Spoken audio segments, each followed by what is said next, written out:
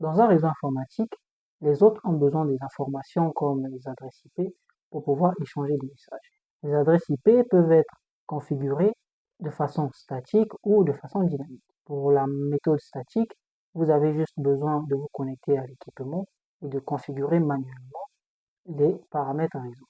Et pour la méthode dynamique, c'est un protocole qui se chargera de configurer tous les paramètres réseau sur l'onde. Pour la méthode dynamique, il existe plusieurs protocoles comme Reverse IRP, Bootstrap Protocol ou encore le DHCP. Aujourd'hui, nous allons nous attarder sur le DHCP dans sa version 4. Le protocole DHCP dans sa version 4 est défini dans la RFC 2131. C'est un protocole de type application qui fonctionne sur la couche application du modèle OSI ou encore application du modèle TCP/IP. Le protocole DHCP fournit une méthode d'allocation automatique des paramètres réseau à des hôtes ou encore des clients. Pour ce faire, le protocole DHCP s'appuie sur une architecture client-serveur. Le serveur où sera installé ou encore configuré le service DHCP et le client qui pourra émettre des demandes DHCP. Les clients sont la plupart du temps les équipements de terminaison, par exemple les PC ou encore les caméras connectées, encore tout ce qui est dans l'IoT. Le client va utiliser son port 68 en UDP pour émettre des demandes vers le serveur DHCP qui sera en écoute sur le port 67 et qui répondra via le même port. Le serveur DHCP va répondre à des demandes DHCP via son port 67 pour une destination vers les ports 68, toujours en UDP. La configuration d'un hôte via le protocole DHCP se passe via un processus qu'on appelle DORA. DORA, pourquoi? Vous allez le comprendre dans la suite de la vidéo. D'abord, nous avons un client qui écoute sur le port 68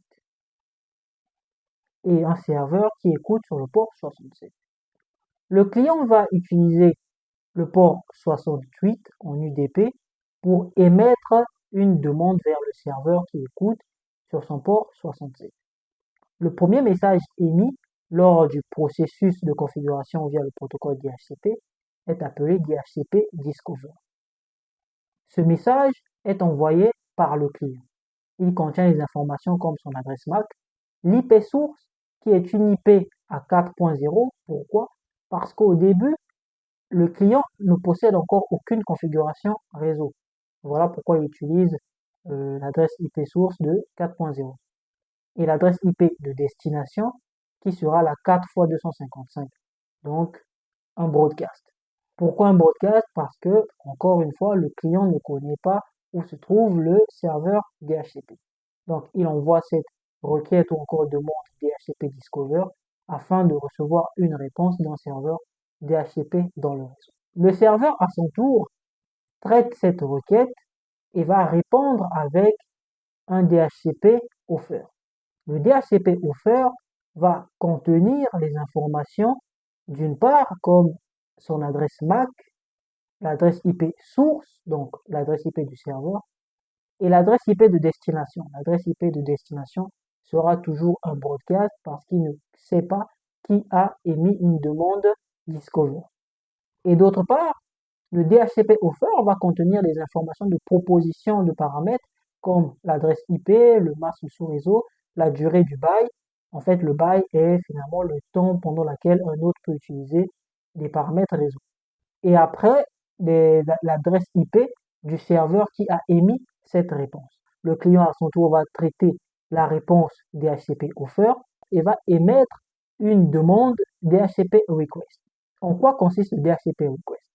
Le DHCP request consiste à vérifier que aucun autre hôte sur le réseau possède les mêmes configurations réseau qui ont été proposées par un serveur DHCP sur le réseau.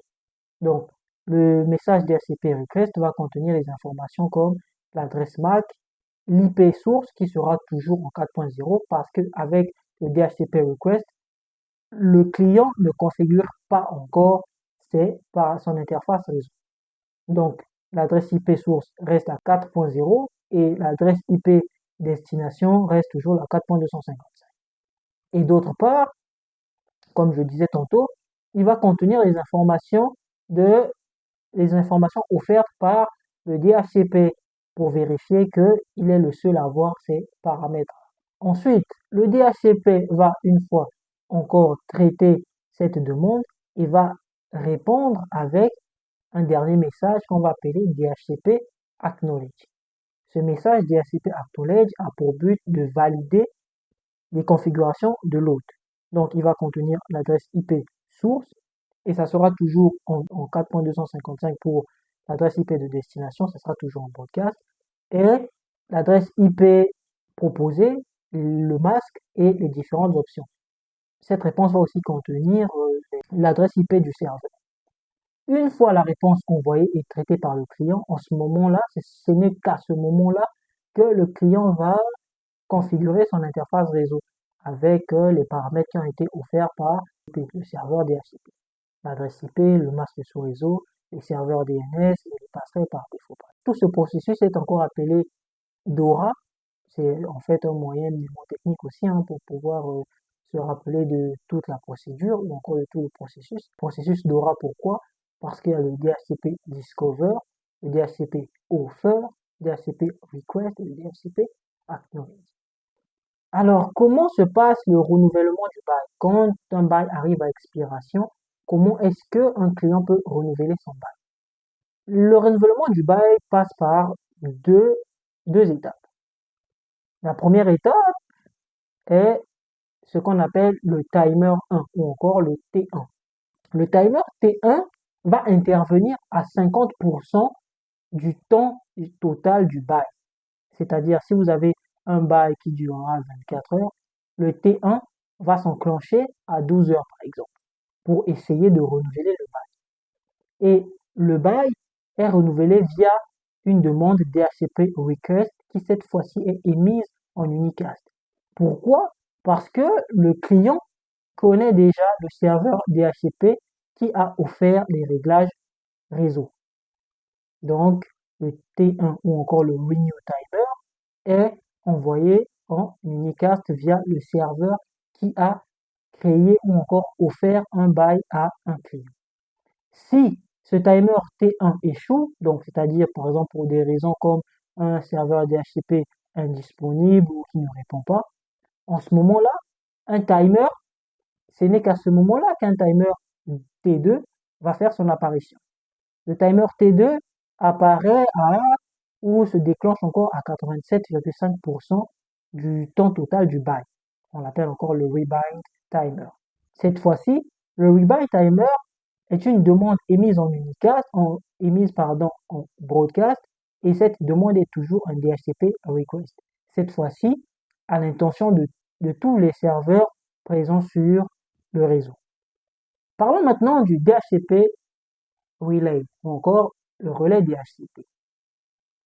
Par défaut, les routeurs bloquent tous les messages de broadcast, c'est-à-dire qu'ils ne diffusent pas les messages reçus d'un port vers un autre port en broadcast.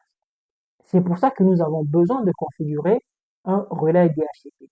Le relais DHCP permettra en fait à ce que le routeur puisse transmettre tous les messages de broadcast, en tout cas vers tous les serveurs du réseau, en tout cas les serveurs DHCP. Lorsqu'un hôte n'arrive pas à contacter ou à joindre un serveur DHCP dans le réseau, il va s'auto-configurer. Ce mécanisme d'auto-configuration repose en fait sur une plage d'adresses réseau bien spécifique, les adresses link local ou encore APIPA. Ces adresses vont permettre à un hôte de pouvoir s'auto-configurer sans avoir trouvé un serveur DHCP. L'hôte va en fait émettre des broadcasts ARP pour pouvoir s'assurer qu'aucun autre hôte possède une adresse qu'il aurait choisie dans cette plage utilisable de façon aléatoire. Ce mécanisme d'auto-configuration propose très peu d'options, donc est limité finalement à un usage en réseau LAN, ou en réseau local, et impossible pour nous de configurer par exemple des options comme le serveur DNS ou encore des passerelles par défaut. Dans les systèmes d'exploitation comme macOS, les adresses link locales peuvent être implémentées grâce à des services comme Bonjour, système d'exploitation Linux grâce à Avayi par exemple. Nous allons voir comment finalement se passe une session DHCP ou encore des configurations DHCP. Pour ce faire, nous allons utiliser un routeur de la marque Cisco et un serveur DHCP qui va tourner sur Ubuntu. Pour le serveur DHCP, nous allons utiliser Kea.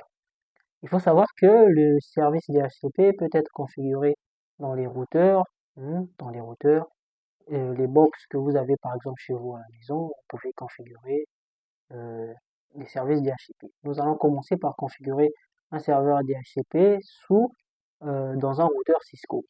Pour ce faire, nous allons d'abord exclure des adresses de notre pool, en tout cas, pour éviter que ces adresses soient attribuées. Bien sûr que nous pouvons faire de la réservation d'adresses en fonction des adresses MAC, parce que dans un réseau, il y a des équipements qui doivent être configurés statiquement comme des serveurs, par exemple. Et pour ce faire, nous devons les exclure de la plage du pool DHCP ou même à partir de notre pool, réserver certaines adresses à un certain type spécifique d'équipement, par exemple. Donc là, nous allons créer un pool DHCP, nous allons le nommer LAN. Nous allons aussi définir un réseau sur lequel le pool sera opérationnel, donc 172.16.1.0 et le masque qui va avec. Ensuite, nous allons définir des options comme les passerelles par défaut, donc l'adresse IP du routeur 172.16.1.254, nous avons déjà exclu. Après, nous allons définir un serveur DNS, toujours dans les adresses que nous avons exclues parce que finalement ce sont des équipements qui doivent être configurés statiquement.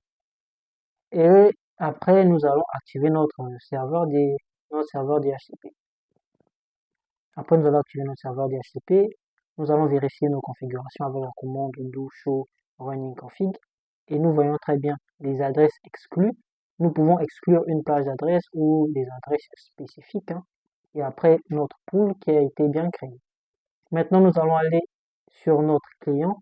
Nous allons en fait initier une configuration DHCP. Mais avant, nous allons nous assurer que ce client-là ne possède aucune configuration réseau.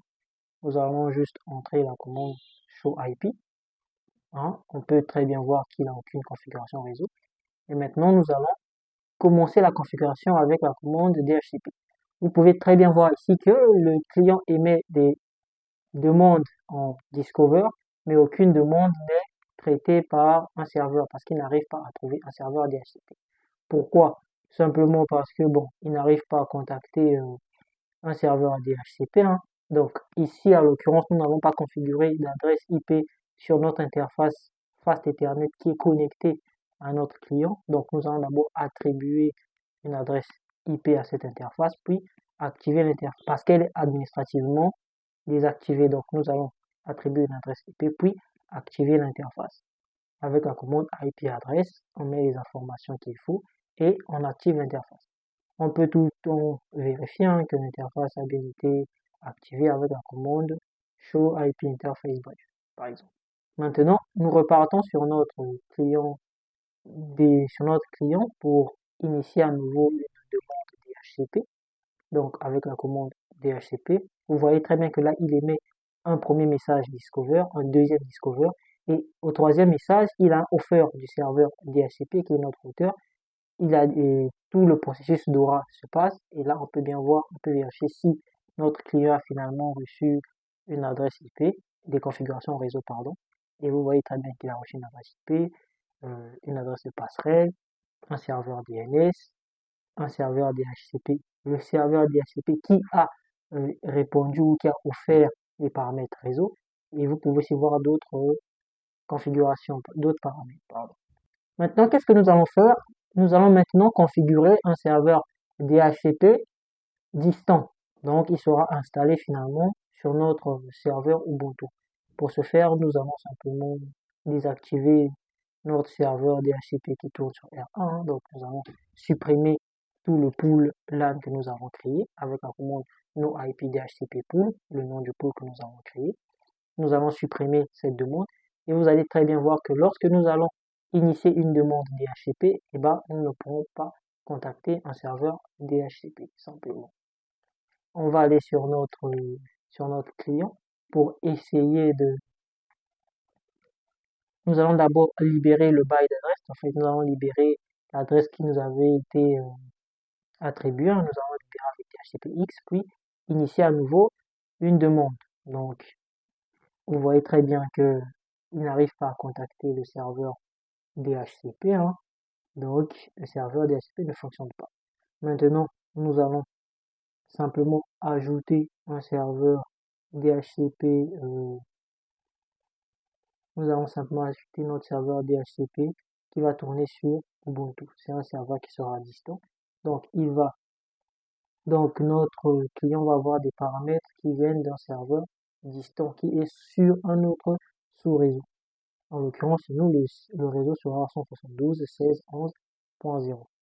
Donc maintenant, démarrons notre serveur Ubuntu et nous allons configurer le serveur DHCP.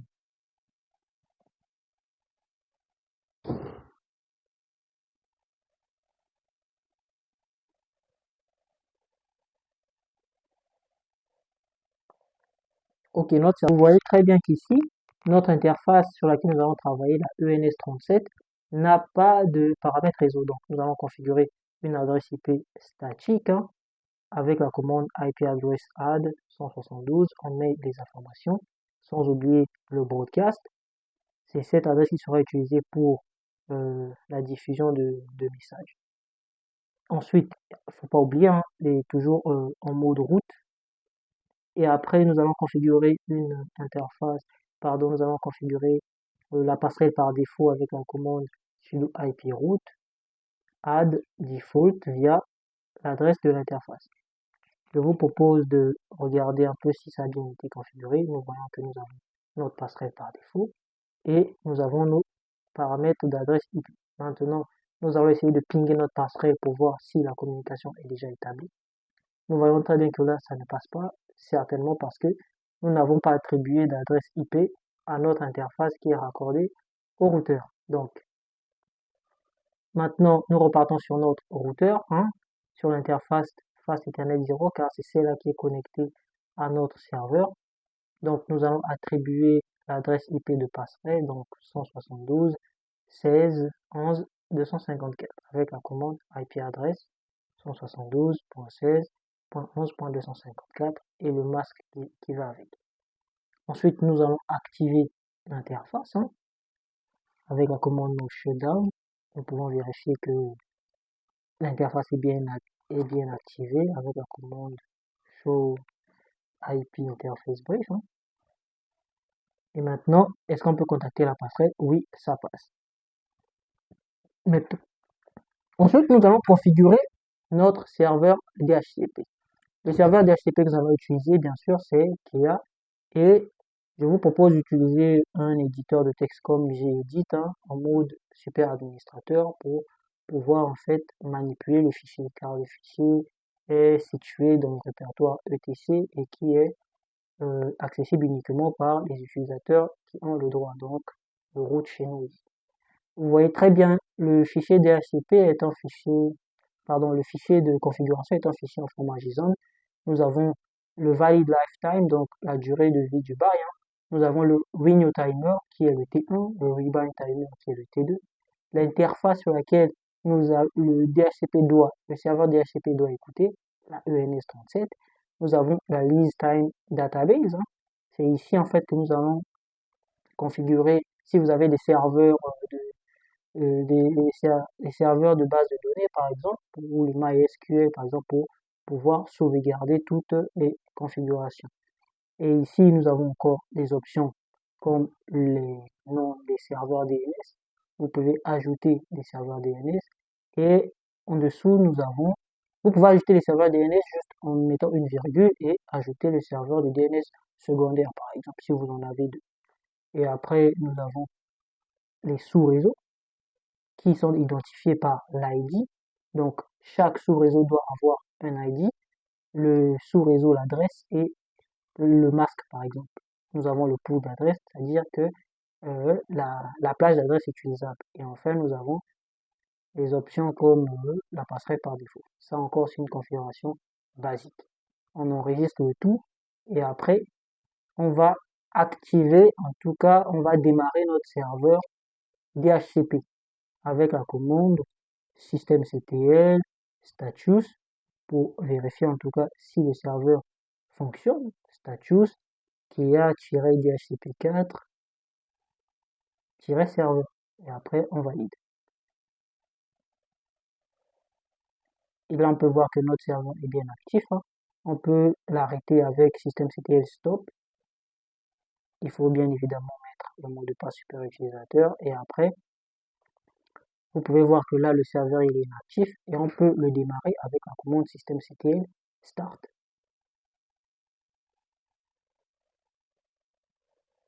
Toujours, n'oublions pas le mot de passe. OK. Et maintenant, si on fait un status, on voit très bien que là, le service il est activé et nous avons un aperçu des logs. Maintenant, sur notre client, essayons de faire une demande DHCP. Vous voyez très bien qu'il envoie des discover, un autre discover, mais aucun serveur DHCP est trouvé. Pourquoi? Parce que par défaut, le routeur bloque les paquets broadcast. Donc, tout ce qui est broadcast par défaut, le routeur les bloque.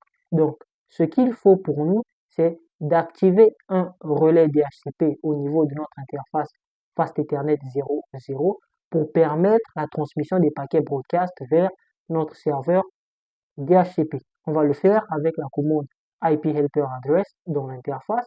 On met l'adresse IP du serveur et après, on peut vérifier nos configurations et là vous voyez très bien que l'interface Fast Ethernet 0 est un relais vers le serveur DHCP. Maintenant, on essaie à nouveau de faire une demande DHCP pour voir si on peut avoir des configurations réseau. Premier discover, deuxième discover, et là on a un offer, un request, un acknowledge et enfin nous avons nos paramètres de configuration réseau. Nous pouvons très bien vérifier show IP avec l'interface du serveur avec l'adresse du serveur qui a répondu, alors qu'au début vous avez vu que l'adresse du serveur qui avait répondu c'était l'adresse de notre routeur. Maintenant c'est notre serveur distant qui répond à nos demandes broadcast. Tout ça est possible grâce au service de relais DHCP. Et si on repart un peu sur notre serveur, on va un peu consulter les logs. On va actualiser, donc on va retaper la commande status. On va un peu actualiser et on va voir les logs. Ici, qu'est-ce qu'on voit? On voit des messages DHCP Discover en provenance de la passerelle par défaut, donc du